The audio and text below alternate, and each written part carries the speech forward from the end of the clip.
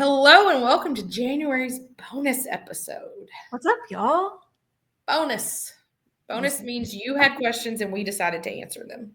That's right. You're welcome. Fantastic answers. First of all, you're welcome. Appreciate you messaging us. Thank God we only lost TikTok for about 6 hours because the girl did not get them all out of there in time. I panicked a wee bit, but we're good. And so it's on my calendar to do this weekend in case who knows what could happen. Who knows? Becca and I have not volunteered. How long was the extension? I don't know, but I was going to say that you and I have not volunteered to purchase TikTok yet. No, I mean, we could, but I think that our offer might be smaller than what they had hoped. Yeah, and I hate to be rejected, so I'm probably just not going to do it. Feel well with that. So we've got some good questions today. I'm going to be honest with you guys. I'm having to weed through a lot of your questions on It Ends With Us. Listen, if there was like a feature where maybe if we do buy TikTok, I'm going to build a filter in the questions, because if you guys ask us about that, we're not answering any further questions. It's just not. We've given you all we've got. We have to wait and see what's going to happen. When more transpires, besides just a pissing contest on Twitter, we'll talk about it. But listen, if this thing goes to trial and it's televised, we may do a separate weekly episode on that. Right? We will be in it. But for today and right now, you're getting ignored. And I'm sorry, I love you. And so just to address that from the get-go, still Team Blake. Nothing's changed for me, but moving on. There you go. All right. So we're going to kick it off, though. And this one was a brain teaser for me. Yeah. And I don't love my answer. Oh, speaking of not loving answers, though, I need to talk about something really quickly. Oh, please do. I need to defend myself. And I need to vindicate myself. And I need to also validate myself. What are we talking about? Ladies and gentlemen, several months ago, someone asked us who we would cast in the Britney Spears biopic. Now, I will let you know that the recasting questions took off like wildfire. No offense to those in California, but you folks love when we do that, and we love doing it. But that was the first time in my friendship with Becca that I faced judgment, some extreme judgment. Okay, somewhat where I was like, "Is this business venture over?" She loved my pick. Okay, and so that's fine. It's fine. I've tried to move on. No, that's the killer. I don't even remember who I picked, but you hated it so much that and I can't afford therapy for that and everything else. But here's what I want to tell you guys. Britney Spears herself has come out and said who she thinks should play her in her biopic. And we've been told by the director she's going to be heavily involved. Guys, she picked Natalie Portman or Selena Gomez. And so now I would like to give the floor to Becca for her apologies to me. Go ahead. Well, I'm not apologizing. Both of you have horrendous picks.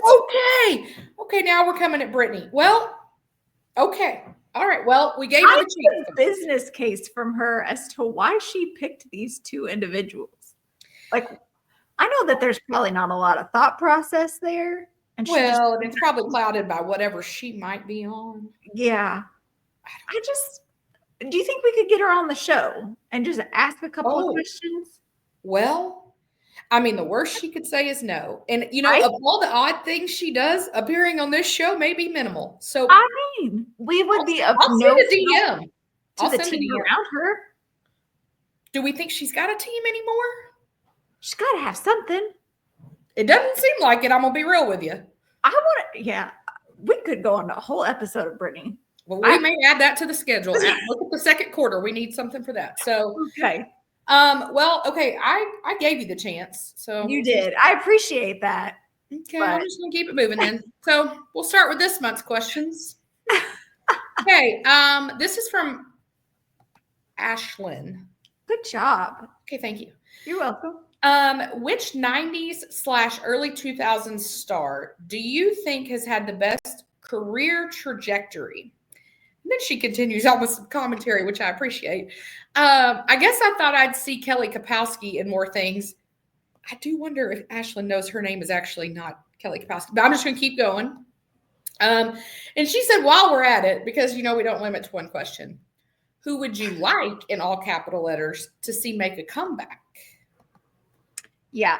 Well, so when I was reading that, I was like, I appreciate that she put Kelly Kapowski because instantly I knew. And then I was going to write a response and I used Kelly Kapowski and I was like, Rebecca, use her name. Yeah. Her name is Tiffany Amber Thiessen. I believe she only goes by Tiffany now, as the double name is only popular where we're from in the South now. But she was so popular on Saved by the her and Zach, they were the characters. Oh, and they both have had like good careers since. But definitely, like what she's saying, it's not what I thought we'd see. I thought we'd see more. But I guess Tiffany's been in a lot more than I realized she had been in, because I went and pulled up her IMDb. And I was like, oh, she's been consistent. She was in 90210, and I freaking loved her in that show. She was kind of a villain. Yeah. I will tell you guys, pre-Blake Lively, Tiffany was it for me. Yes, I've always loved her. Like, as my person is like, oh my gosh, she's the most beautiful woman. It used to be her. Yeah. I really like her. I liked her in White Collar. She was on that for several years. She's still beautiful in her. And I think this is really sad to say, but I think she's like almost 50 if she's not 50. I think she did just turn 50. Okay. I also appreciate that, like, she's aging. I'm sure maybe she gets a little Botox, but like you can still see the wrinkles and she still looks fantastic. And she's all over her social media with not a stitch of makeup. And I can appreciate that. Now, if I look like that, I wouldn't care either, but. Right? I feel like Mark Bogoff, he's had a lot more work done than she has. And it's not been great. It's not been great. I tell you who's had a lot of work done on that cast is Mario Lopez. There is not a thing on his body that moves. I was about to say, his face is frozen. Like, I would just imagine under his hair, which I also think he's had hair plugs, but I would just also imagine under there's like 7 million zip ties that have got him like stretched. I just wonder if it hurts to like smile.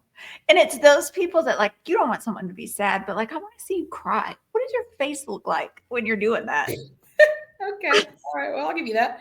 All right. Well, let's answer Ashlyn's question. Okay. Sorry, Ashlyn. We really. Who do you think's had the best? I mean, you've helped us a lot, Ashlyn. We appreciate that 7 minutes of content. Yeah. All right. Who do you think's had the best career trajectory from that time? I kind of struggled a little bit with how to pick this one because there's been a lot of people that have consistently had a good career all this time. But I went with somebody that started out as a child and still has a good career. Okay. And so I went with Dakota Fanning. And I feel like, because she started like real early 2000s in like Charlotte's Web. I get confused because she's got the sister. Yes. Okay. Elle Fanning. Yeah. Okay. But yeah. Okay. Dakota is the older one, I believe. But I just feel like she has done really well to stay age appropriate through every season when she does roles. And so I feel like that kind of helps your career progression. Also, she's never been in the news for like drugs and partying and stuff. So I think that probably helped as well. Mm-hmm. I don't know. But I thought she had a good one. So what I struggled with this question, first of all, was realizing when you say 90s, that was a minute ago. It's been a minute.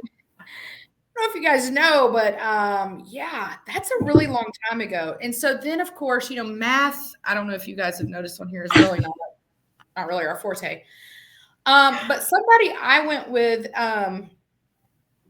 and here's the thing, I'm already trying to validate in my head my answer because it's not, I already feel the judgment. Okay, she was not a child star. I think she was more of a child star in the 80s. Okay. But you have to remember that I was born in the 80s. And so. Me too. I think I correlate this. Anyway, guys, I went with Drew Barrymore.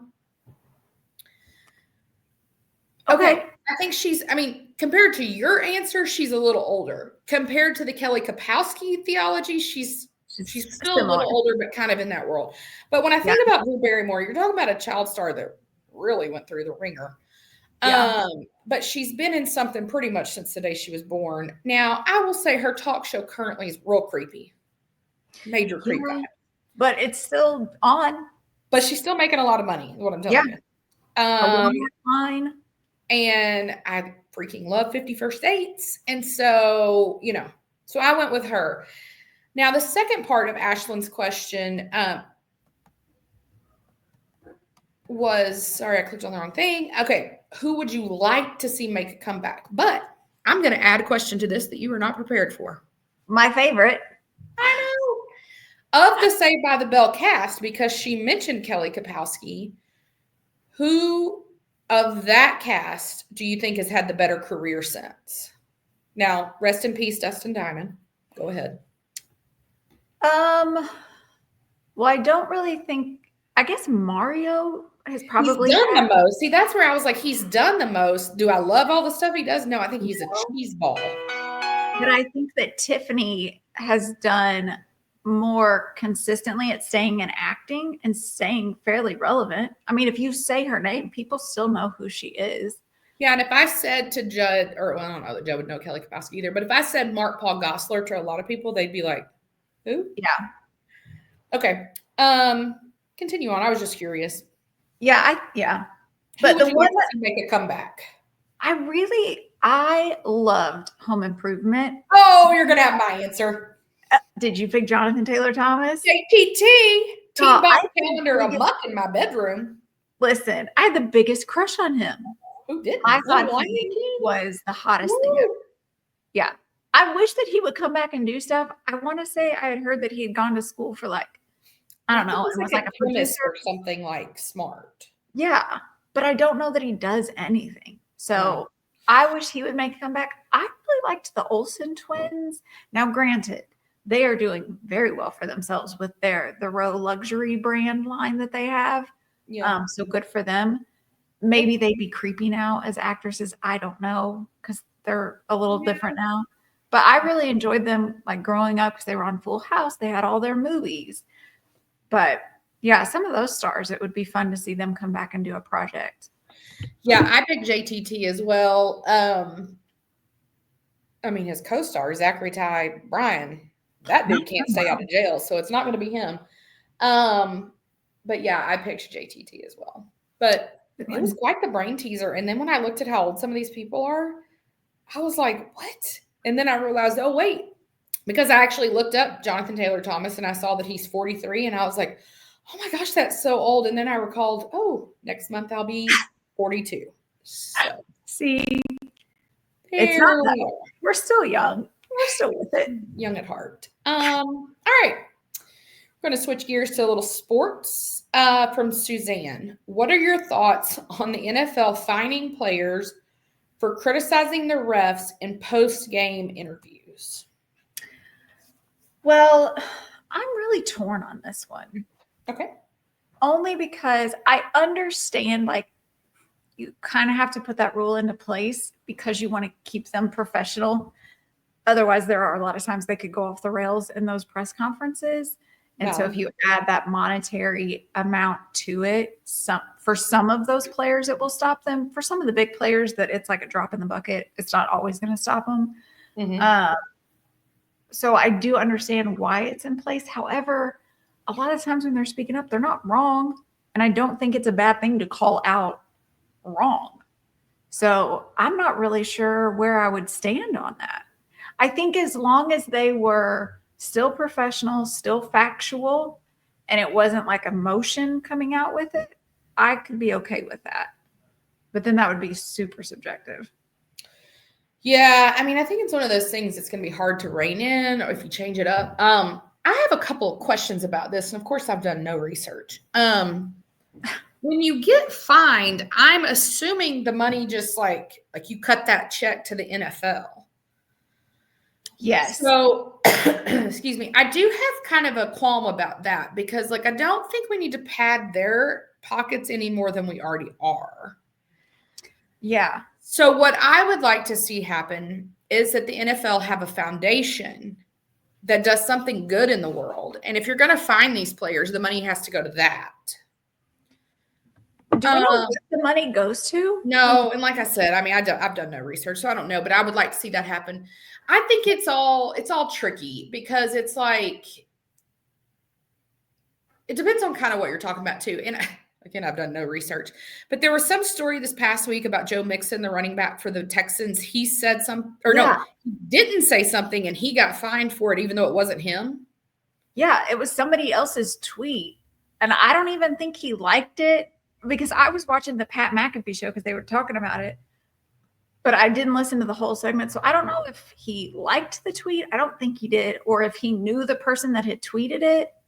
Yeah. I'm not sure. Either way, it wasn't his tweet, and he still got fined for it. I'm like, that I'm like, well, that's just stupid. Now, if this though is in any correlation to the agony we have endured for the past week about the NFL games being rigged for the Chiefs, I can't take it anymore. I can't take another minute of it. I now understand. Back when the Patriots were a big thing, like I watched football, but I wasn't like in it. Yeah. I didn't understand all of the hate that they were getting because they were the winning team. Now I get it because I'm like, what in the world? And even then, when you would randomly hear people complain about the refs or Brady and the Patriots, I was like, I think they're just doing their job. But yeah, I'm so tired of it. And I just hope that it is every ounce of motivation for our boys to kill it. Sure hope so. We'll see. I can't talk about it. It already makes me nervous. I'm already sweating. So yeah, I don't really know. I don't love the way it happens today. I wonder where the money goes. If we could make the money go to a good cause, like I'm down. Right. Because I do think there's some times where I'm like, some of you guys, like, Lord.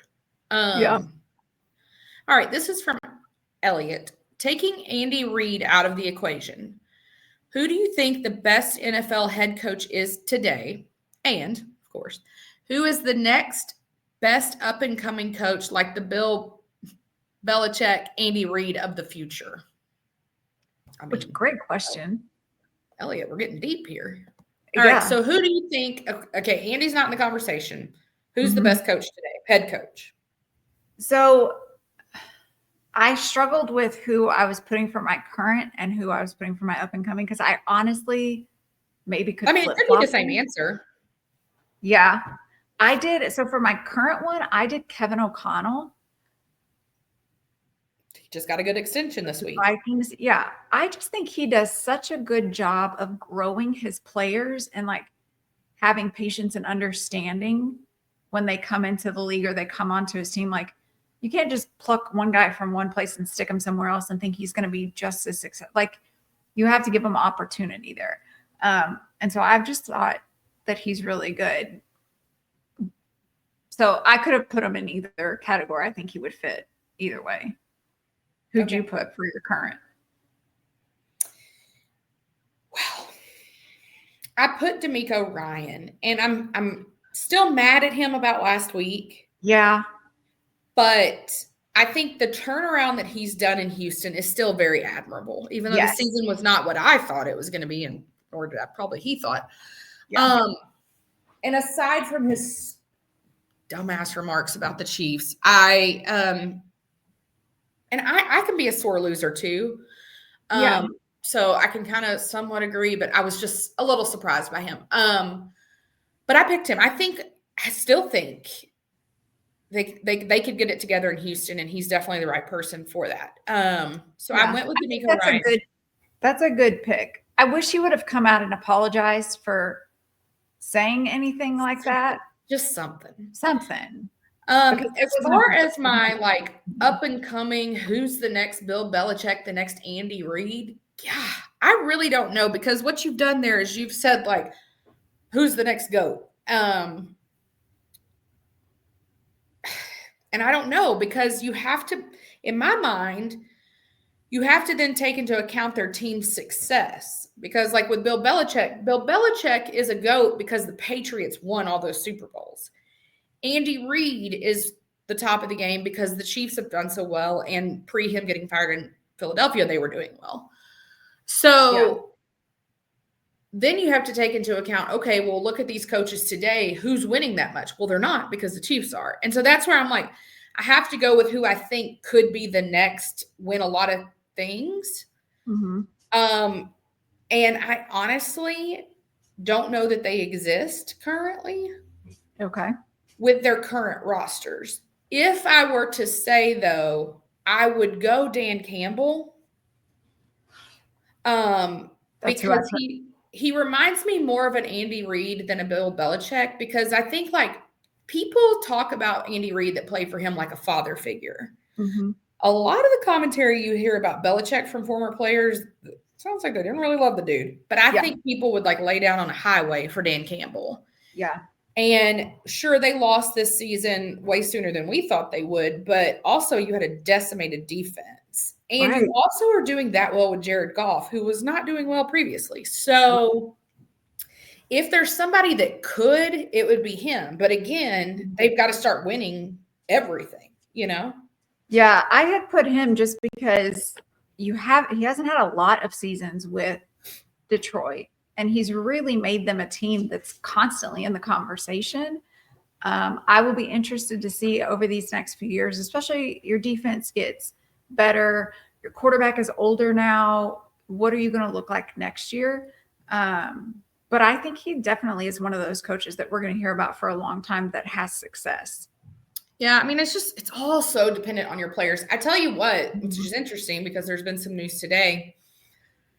Probably about 5-6 years ago, I would have said Pete Carroll, because when he was at USC, I loved him. And at the beginning of his tenure in Seattle, they were pretty dang legit. Right. And then things went south for him. He was signed today, it looks like, to, I think, a 3-year deal to the Raiders, which I don't know. The Raiders do have a lot of pieces. Yeah. Oh, I had not seen that. Welcome to the party. Yeah, this morning. You went from Antonio Pierce to. Yeah. I talked to my friend Stephanie, who she's my USC person. She's also a former back in the day Raiders fan. She's not happy with the decision, and she says she thinks it could be a flop. So we'll see. He's going to need a quarterback stat. Yeah, which is why it was weird that you're getting rid of Antonio Pierce when you're already paying all these other coaches still. Yeah. When it's your quarterback that's the issue, it's not your coach. I think we're going to start getting some news stories that Antonio Pierce may have some problematic stuff. Okay. I've seen some videos of some gambling issues in a Vegas casino around the time of like you should be at pregame kind of stuff. So I'm thinking something's going to come out there. But a while ago I would have said Pete Carroll, but I don't know. Yeah. Okay. All right. This is from KJ. And I have to shout out. Should I say who this really is? I don't know who this really is. I don't think he would care. I'm going to text him after and see, not text him, I'll message him. And if he cares, I'm going to bleep this part out. But this is from KJ Jefferson, who used to be the Razorback quarterback. Okay. So I will bleep this out if he says that I can't say his name. I don't think he'll care, though. We don't know each other that well at all. We've never actually met in person, but we have a very close mutual friend. So got it. Anyway, KJ said, now that the college football season is over, what's your final analysis of the, quote, top teams, the SEC, and your respective programs? Much apologies, my friend. It wasn't you at UCF. So, but I think you know that because you left there too. All right. So I guess we'll break this into 3 questions, okay? Okay. What's your analysis of the top teams? So I kind of broke it down by the top 5 teams that were there. Oregon had gone 13-1. I would have loved to have seen them have gone farther. I hate that you do love Dan Lanning. Listen, 2024 was a wild year for me. It was, well, me too, as a Saban fan now. I don't even know who I am. Yeah. So go ahead. Who are we? So I still really enjoyed them. I'll be interested to see what he does next year because he lost his quarterback. Am I correct? Yeah, he's going pro. That's what I thought. So that'll be interesting. But I really enjoyed them this year. Georgia had a good record, but I think they were overhyped for the season and for what they were. Yep. I don't think they're going to have a good season next year. I think we're going to see a downfall for them. That's spicy. Texas did way better than I anticipated them doing for their first year in the SEC. Now, I don't think that they had as hard of a schedule for an SEC team. However, they did have some success. So maybe next year will be even better for them and help. We really need to get the SEC back on top because this year wasn't it. Yeah. Penn State, I think they were talked about way more than I would have guessed this year. I don't necessarily know that I believe they should be in the conversation, though. Okay. But, and then Notre Dame. Who would have thought in 2024 that I really enjoyed them and started rooting for them at the end? Woo! You were off Laura's Christmas card list just I then. know. Bam. I know. So, but yeah, well, that was kind of my breakdown. You didn't mention one that I was curious to see where you would go. Our 2025 national champion, the Ohio State. Listen, because I don't think I like them still. We're not doing that. Okay. I love the players. Getting to hear like different stories about some of their players. I think it was Patrick Sawyer, Jacob. I can't remember. John or Jack. Jack Sawyer. Yeah. Listen, I love him. Yeah. I'll be rooting for him in the pros. Yeah. Yes. But I cannot get behind a team that is coached by Ryan Day, which is what I had said about Notre Dame. Turns out it was just their former coach that everybody hated. I'm pretty sure with Ohio State, it might be the same. Yeah. Ryan Day just makes, that's all I can say about Ryan Day is just, yeah. So top programs. Yeah. You pretty much hit on the ones. I mean, I was shocked Notre Dame went as far as they did. Yeah. Because it always comes back to me that they don't play anyone. Right. So I was shocked by that. I am wholeheartedly in love with Marcus Freeman in every way possible. Yes. He's a beautiful, smart, kind, good man. So yeah. I'm here for him. I was surprised that Texas made it as far as they did.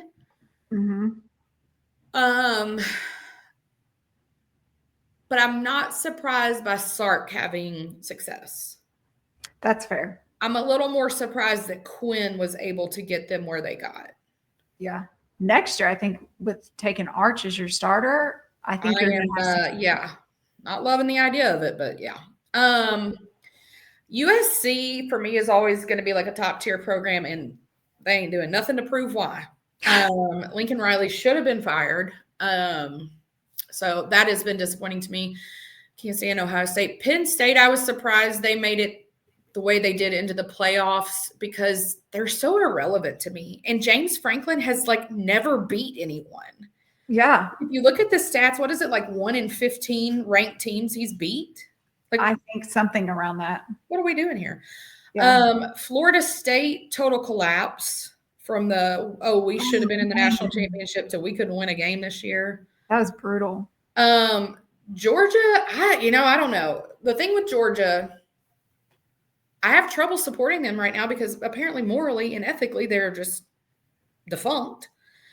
I always assume they'll be back because they always get all the recruits. So Clemson it's my team that I'm side-eyeing Dabo, and I'm also with the other eye wondering what next year is going to look like because he's getting a lot of big recruits right now.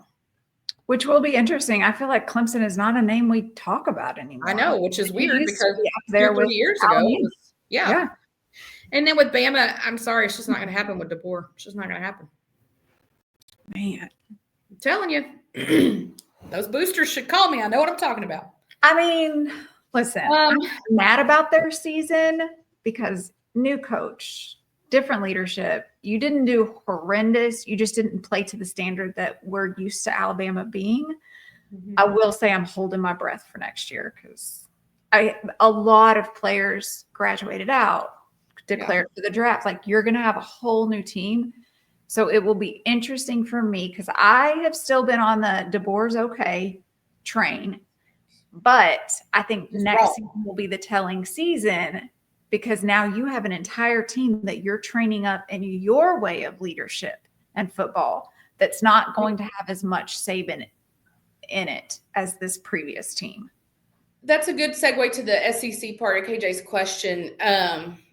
Again, I don't think DeBoer's the answer. I would say, though, while I'm sure as an Alabama fan, this season was somewhat disappointing. Yeah. For me, the biggest disappointment in the SEC this year was Ole Miss. Okay. I really thought, I think I even said it on here in the beginning, I really thought they would be a Final Four kind of team. And just wasn't there. Yeah. And then, as far as their, like, Oklahoma really shat the bed as well. And I think I was surprised by that, not because I thought anything of Brent Venable or their quarterback or anything like that. Just it's Oklahoma. So you just anticipate that they're going to be something they're not. Decent. Mike Elko is the wrong decision in Texas A&M. I think we have a lot of coaching issues right now. We do, which is interesting because I don't know how many candidates we actually have that are ready to take on a head coach. But people like Mike Elko, you couldn't have interviewed that well. Like, do you know what I mean? Like, his personality. I don't get it at all. No. And unfortunately for some of these teams, I think that you give such huge contracts to these head coaches for numerous years. Yeah, without knowing what the hell they can do. Yeah, and I understand, like, maybe give them more than one season. Like, get in there, get your feet wet. Let's really try and build a program here. But why are we giving 5-10-year things or giving extensions when you didn't have a great season? Yeah, I don't get it either. But yeah, I think coaching issues are a problem. I mean, to lead to the third part of KJ's question, and if this was a dig, KJ, I'm offended. As far as our respective programs, well, we sucked, KJ, thanks to you. No, that's not all on you, but I'm just saying you and Rocket leaving both really killed us. I love Sam Pittman, sweet as can be. I wish he was my grandpa, my dad, whatever. Love to have him at Sunday dinner. Really ready for him to be off the Arkansas side. Yeah. Really ready. I think Bobby Petrino is coach in waiting. And do you think he's the answer for Arkansas? Yes, I do. Okay. Please hold. Okay. Men. Yeah, I think Bobby's the answer for Arkansas right now because I think you have to ask yourself what other coaches are out there right now who are ready for a head coaching job and who are not already in a better position. Because honestly, right now, as a coach, if you're doing pretty well somewhere, why would you want to come to Arkansas? All of our NIL money is going to basketball, which has been a very terrible decision as well. Yeah. So, yeah, as far as my respective program. Now, Taylon Green, I didn't know much about him. I thought he was super sweet to Judd at football camp. Statistically speaking, he was like a top 5 quarterback in the entire college football. Now, did that translate to any wins? No. So as far as my respective program, boo-hoo. I mean, it's not there. I think we're 3 to 4 years from ever. Even if Bobby gets the job next year, you still got to rebuild a whole roster. Yeah. We lost the most amount of players to the portal in the entire college football. And those players weren't even good. Like, that's why I'm like, well, go ahead. I mean, I don't care that you're gone. You sucked anyway. Might as well. Yeah. So I don't know. I think I'm in fear as an Alabama fan, knowing what kind of rebuilding year we have coming up and knowing that not all the top talent wants to be at Alabama anymore. Like, there's a lot of other opportunity for them, which is fantastic. I'm glad that there are more programs to get high caliber players. Yeah. I fear as an Alabama fan, we might be walking through some valleys the next few years. That's not fun. Couldn't happen to a better group of people. All right. From Megan, who would you say has been the biggest flop in the music industry lately? I'll be honest, this one was hard for me because my list was too long. Well, okay. So I kept trying to think and I was like, okay, it can't be like a personal, like I just don't like them. So I think all your music sucks. Yeah. I was like, Billie Eilish. Well, we know how I feel. So that's right. And I was like, but she didn't technically flop. She's not flopped, although, I mean. But I think there's still time. There is. I think what I landed on was Katy Perry. because when she tried to come out, like, I mean, she has stayed in the spotlight and had a successful career in other ventures. But when she came back and tried to release and did, what was it, Woman's World? It was just so generic, and you were trying to rely on what you've done years previously, and it just didn't land. And that whole album kind of seemed to flop for her. I mean, she did some things with it, but I would venture to guess her and her team thought it was going to be much more successful than what it was. So yeah, that's a really great answer. Obviously, J-Lo, but I think it was kind of the perfect storm with everything in her personal life, and then who she is as a person, like documentary coming out and all of that. Like, I think it was just a flop year for her. I'll be interested to see if she does somewhat of a comeback. I don't think so, but I'm sure she'll try. Yeah. That's a really great answer. I had two answers for like different reasons. So I actually went with Ariana Grande because you said specifically in the question music industry. And here's what I think happened. Oh, that's yes. I think if you're Ariana Grande, I think you and your team were like, hey, we can't compete right now with like the Taylor Swift, Beyonce's, even the Billie Eilish. We can't really compete at that level where we could a couple years ago and where we want to be. But we've got Wicked coming out. So we know it's going to do a ton for Ariana.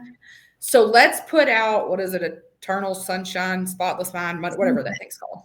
Nobody knows. That was, first of all, that was your first mistake. That was a stupid name. But I think they said, let's throw this album out. Then Wicked's going to come out, and it's all going to come together and have really great sales. Album of the year. It's just the year of Ariana. Yeah. That album came out. Nobody knew. Nobody knew. You've done phenomenal with Wicked. You got your first Oscar nomination. And now you're saying, oh, I'm going to release this other part of this album. Because now you're still trying to ride on that. Right. Like, let's focus on the acting. You're a terrible actress too, but for some reason people love Wicked, so go ahead and ride that because your music ain't your friend. I feel like she's going to try and lean into the Broadway lane next.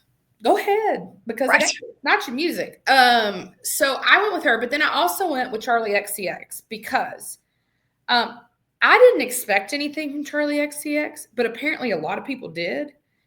And there's a lot of people really pushing the narrative that Brat should win Album of the Year. I'm going to tell you something right now. If Brat wins Album of the Year, I will tell you right now, I will never watch the Grammys again. I will never do it. No. That album is terrible. It spun up that whole, like, Kamala's campaign had that whole theme. I'll give it to Beyonce over that. Yeah, I'm just telling you right now, if somehow Brat wins Album of the Year, I will never watch the Grammys again. Oh, my gosh. So yeah, I just need to agreed. Okay. This next one I feel personally attacked. Okay, this is from Sally. She said, Becca, what were your highlights on Hallmark from the Christmas season? Mandy, did you ever watch the Chiefs Hallmark movie? And if so, what did you think? Sally. I feel like you should answer first. Sally, no. Mandy. I forgot. Listen, here's the thing. You know, I'm buddies with all them now. And so. That's right. No, but if you missed that, I did end up sitting with so many Hallmark people, and I don't even watch Hallmark. But no, I never did see it. Which, I mean, I'll try. I'll try. Well, have you watched The Summer I Turned Pretty? Okay, I think I should answer this question. Thank you. Go ahead. Please tell Sally what you loved on Hallmark this Christmas. Listen, Sally, I hope that Sally watches Hallmark. I hope that we get just a whole group of Hallmark people that just inundate our Me too. I just can't wait. Please. I will say, so there were a few that I really enjoyed this year. This was not my favorite year of Hallmark Christmas movies. Now, I will say they do a ton of Christmas movies every year. It's like 3 every weekend, starting Thanksgiving weekend or the weekend before. So there's a lot of content that you've got to be able to keep up with. When you see Tyler Hines in a movie, when you see Taylor Cole Quinn in a movie, those are going to be your highlights for the year. Those two actors, they tend to spend more money on those films. And they were not in as many of the Christmas movies this year. So it was a little bit disappointing for that. They put out a lot of content, but I just felt like it wasn't that great. But there were a couple that I loved. So there was the Santa class, which was a little bit of a newer storyline, which they hadn't done for Christmas. So we enjoy that. I enjoyed that one. Holiday Touchdown, A Chiefs Love Story was just so fun this year because it had so many of the Chiefs players. It had the Hunt family in it. Those storylines were a lot of fun, but it was a movie well done because it had Tyler Hynes in it. And then there was one called 90s Christmas that it was kind of like a girl goes back in time and has to relive a 90s Christmas and kind of see how it was better than what she has now. So those are my 3 favorites. Typically for Hallmark, I have a lot more favorites, but this year I was going through all the different ones and those were the only 3 that stuck out that I was like, no, those were really good. They're falling down on the job. I have nothing else to contribute. Fantastic. All right. From Jody, let's say this one was good. Let's say you were creating your own TV show. Y'all have had some good ideas lately anyway. What would the storyline be and who would your main stars be? Okay, so my notes on this is I feel like this is more your lane. I feel like you shine in these kind of questions because you're creative. Listen, I'll cast all day long, but to come up with a creative storyline, I'm about as creative as the Hallmark is. Like I enjoy that. It's expected, anticipated. I think if I was doing one, I would probably do some kind of storyline on an athlete going into a newer organization, whether he's a veteran or a new player, and just the dynamics of all that, and make a TV show or a movie. But listen, that's as creative as I get. That's all I got. I don't have twists and turns and answers. Who's going to be? Did you at least cast your athlete? No. Good Lord. Jody, I apologize. Becca did not participate in your question. I had 2 ideas, one of which I'm not going to share because as we all know that the book that I have, that who knows if this will be the year that my person, Retha, who knows if this is the year she's going to greenlight it. We'll see. But it would make a fantastic TV show. But we're not going to talk about that one. Okay. What I went with is of no surprise, but this is going to be like a little spin-off sort of on Taylor Swift's life. But I know you're already rolling your eyes. Think about it. Hold on. Okay.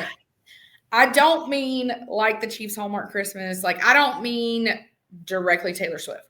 What I mean is somebody like a Taylor Swift, right? Who like comes, like has this dream, wants to make something of it, is like really kind of brilliant in a way, but maybe not the mainstream kind of way, maybe not the strongest voice, maybe not, whatever, maybe not the look, terrible dancer, whatever, but has this one part, which is the writing part of her, which is like kind of like her superpower, right?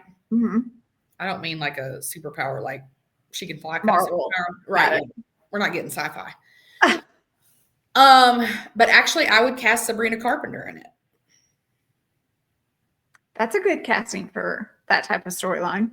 I struggled with this question because what I need is like, I think where you guys, Jody, I think where you think we succeed is when there's already something there and we're not starting from scratch. Yeah, starting from scratch is not my forte. I'm going to tell you, if I could tell you my book idea in the TV show, is it the book idea that I've read? Yes. Yeah, the one you've edited. Yeah.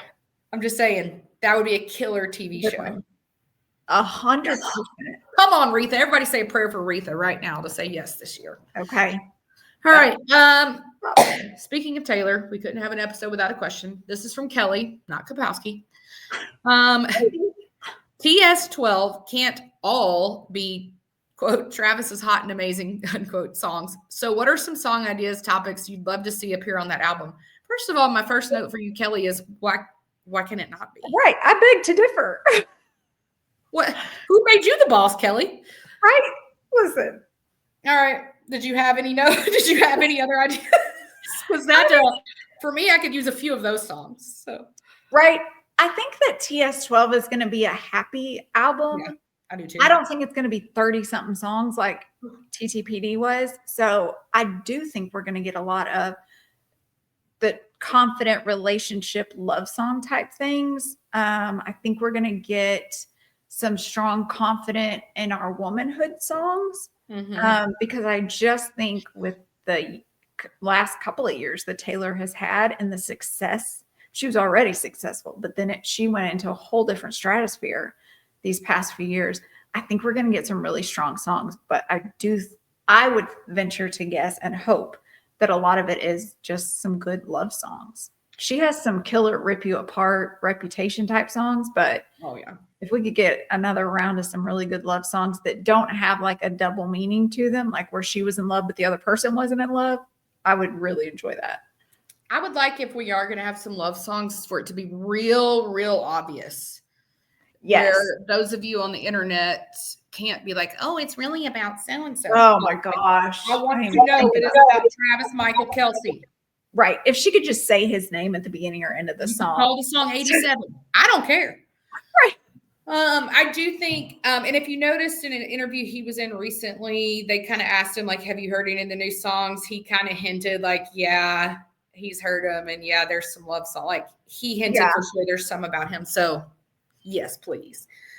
I do think we'll get a fair amount of that. I agree. This is not going to be a double album. I do think it'll be a more fun, upbeat from the emotional roller coaster of TTPD. Yep. I do hope and think that there will be more of a rock vibe to it. I also think we will have some of those kind of, like you said, empowerment kind of songs. There's always going to be a sad song. The track 5 is usually like the real emotional one. I could see that going a couple ways. I think there may be a couple. I think there's going to be one that is about Travis and what they have. It's like, finally. Yes. Like, I finally found this. And it could talk about like all the heartbreak to get here, but it's like, finally, like, it was all worth it. But then I also think that there could be one. I mean, this past year or past 2 years, for all of us watching it, it's been epic. For her, I bet it's been pretty lonely. And hard and taxing being away, all of that. And I think also the people around her have been through a lot. Even if we are talking about the Blake situation, Cara has gone through her issues of getting sober, her house burned down. Gigi's gone through the split with Zayn. She's had her baby. Like, all the people, Abigail went through a divorce, got remarried, had a baby. Like, it appears maybe her brother and his girlfriend, long-term girlfriend, broke up. So, I mean, I think also she pulls from those experiences. So I do think there will be ones that have to do with that. So I don't think the whole thing is going to be like, I'm in love, but I do think it's going to be lighter. And instead of sad, like depressing, I think it'll be deep. Okay. I like that. Like, I want to cry. It's more like, oh, this is very insightful. Yeah. I don't care what it is. I'm ready. Right. I'm ready to get it. All right. From Sydney. Who will make a bigger comeback this year? Justin Bieber, Kanye West, Beyonce, or Morgan Wallen, or someone else? Which I thought was a very random combination of people, Sydney. I didn't know Morgan Wallen needed a comeback. Is he not doing well? I didn't know if we meant controversial or music-wise. But I feel like once he got past his first controversy thing, like the whole chair throwing thing is not over, right? Yeah, it's already settled. Oh. He's already paid his fee, done his time. That's over. But I don't think I'd still be in jail. So right. I don't think that derailed him from anything. So that's why I was like, I feel like he's done really good. He just released that song "Smile," which is doing real well. Yeah, I didn't know what we were talking about here. I thought, well, yeah, okay. But if I'm going through that list, I really couldn't think of anybody else. But I'm really hoping that Justin Bieber makes a comeback. I know that he's had his moments and he's had his controversy. A lot of that I equate to the people that he has been around, that he was placed around, and that was all he knew for so many years. Yeah. So I've always on the sidelines just kind of rooted for him to be able to, I know he struggled with mental health, but just kind of get that taken care of and come back and do music his way on his terms. I would enjoy seeing that. And it does look like on social media, because he's been posting, he's definitely recording, and it looks like in the pictures he's doing a lot of the mixing and stuff. So maybe this will be more on his terms. I actually went with the Biebs too. I do not like Hailey Bieber. I think she's a mean girl, but I'm not going to go Kanye because too much. Beyonce, I don't think needs to come back. Like, she's about, wait. Oh, wait, she delayed. I was like, wait a minute. January 14th happened. She delayed that announcement. She's about to do that tour for Cowboy Carter. I think that's going to be stupid. Yeah. Yeah, I didn't know Morgan needed to come back. I'm just not a big Morgan fan. It's just not my like style of music. So yeah, I went with the Biebs too because I also think since the last time we really got music from him, his whole life has really changed drastically. Like, I mean, even with his marriage with Haley, but I mean, he's a dad now. I mean, I bet he's got some great songs about that part of it, and obviously he's been through a hell of a journey mentally, substance abuse with his family. Who knows the reality of his journey with the Diddy stuff? So yeah, I went with the Biebs. I couldn't think of anyone else really either. I mean, I feel like everybody's putting out music right now. Yeah. It doesn't mean any of it's great. I feel like we're going to get inundated with new music this year. I do too. Everybody's trying to release while Taylor's taking a breather. Yeah, they're all waiting. They want to do it on a year that's a re-record year as opposed to next year, which is a new album year. Yeah. Okay. Last question. Man, we went quick today, didn't we? We really did. We're still almost at an hour. Okay. From Jeffrey. Who is more likely to be the next QB GOAT after Patrick? Which, hey, I appreciate that you said that about Patrick. He said CJ Stroud, Jaden Daniels, Drake May, or someone else. I do really appreciate this note. He said, please do not say Shedeur Sanders or it will completely discredit you. I discredit us too. Listen, I would count us out too if we said that. And 100%. Never fear, Jeffrey. We are not going Shedeur Sanders. It didn't even cross my mind. No. All right. What'd you say? I will say, and I understand it's just his first year. I went Jaden Daniels. If he can keep up the success that he's had with the Commanders so far, he's done really well, but the leadership and the maturity that I feel he's shown has been very impressive for a quarterback starting in the league, especially a quarterback going to a team that really wasn't in the conversation ever. Not at all. Yeah. So I think as long as he still has a good coach behind him and a good offensive line, like he can do really well in his career. So I'll be interested to watch him as it goes on, but potentially he could be the next one we're always talking about. The next one you guys are thinking is in the ref's pocket. Yeah, exactly. I was going to say, which one of them has the cell phone number saw the refs? That's who right. We're also dumb. I think this is a tough question because it always goes back to it's not just that player, right? Tom Brady is not considered the GOAT because of Tom Brady. Tom Brady had Gronkowski, Edelman, Wes Welker, even Hernandez. I mean, he had people everywhere. And yeah, he had Belichick. And he had Josh McDaniel, who is now back with the Patriots. So you could say, well, maybe Josh can do the same with Drake May. I love Drake May. They have no weapons. Right. I mean, yes, Hunter Henry, my Arkansas boy, but you can't stay healthy. So I think for Drake to get to that level is too far a stretch, in my opinion, because it would take too long to get your roster in the right spot, right, to stay in the sweet spot of his talent, in my opinion. I've seen some news that maybe Tyreek may go there. I think that's a terrible fit. Ugh.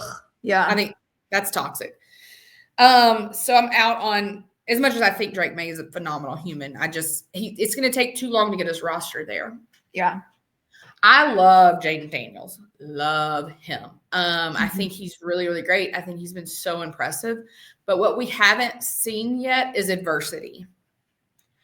We haven't seen him get truly, truly hurt. Yeah. And all we have is this body of work. Now, yes, did he win a Heisman at LSU? Yes. But you also got to think about the talent you had around him at LSU. So, again, I would love to say it's going to be him. But I actually am going CJ Stroud with this. Of the options you gave us. Okay. And I know, because remember I thought this was the season for the Texans. Yeah. I was wrong. We all thought it was a season for them. I'm still not convinced it's not because they have Stephon Diggs. That experiment, I believe, will be over this offseason anyway. But CJ has faced the adversity. He's had the injuries. He's had his own personal injuries and the injuries of his best players. Yes. And he still puts up good numbers. He still makes the playoffs. He still wins his division, so but what I will say is of those options, and even me picking CJ, I do not believe we have someone today active in the NFL that is the next Patrick or Tom. I don't think it exists right now. And of the people that we watch in college, it'll be very interesting to see how they translate to the NFL. It's not Shador. I do not think it's Jalen Milroe. I don't think it's Cam Ward. So I don't know. I don't see this next person that I'm like, oh. But you have to keep in mind when Patrick was at Texas Tech, it's not like somebody was like, oh, he's the next Tom Brady. Nobody's talking about him. But he walked into a situation in Kansas City where he had Andy Reid, Travis Kelce, Eric Bieniemy, he had that. Yep. And I don't see another roster that exists today that has all those weapons except maybe whoever ends up in Minnesota. Yeah. But that's not me saying Sam Darnold is the next person because I think he'll be out of there anyway. What do you think, Josh Allen? Well, ask me on Monday when we record because, I hate to say it. Again, it comes back to wins. If Josh wins this weekend, if Josh can get a Super Bowl, it's going to very much catapult him because I would argue if he can get a Super Bowl, he's doing a lot with less, in my opinion. That's fair. I would say weapon-wise around Josh, he has far less than Patrick does. Yeah. So if he can win now, just winning this weekend is not enough. You got to win the Super Bowl. For me, he's got to get a ring to even be in the consideration. Yeah. If he fails again this weekend, I just think I shouldn't have brought his name up because I'm having heart palpitations. I know.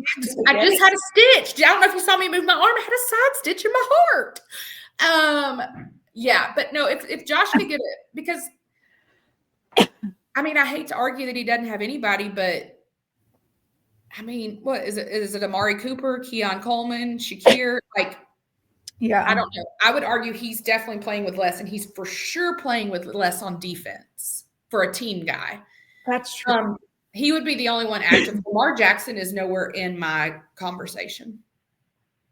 You're obviously choking and dying because I said something about because we started talking about the game. You started having a palate. She's about to be a man down. No,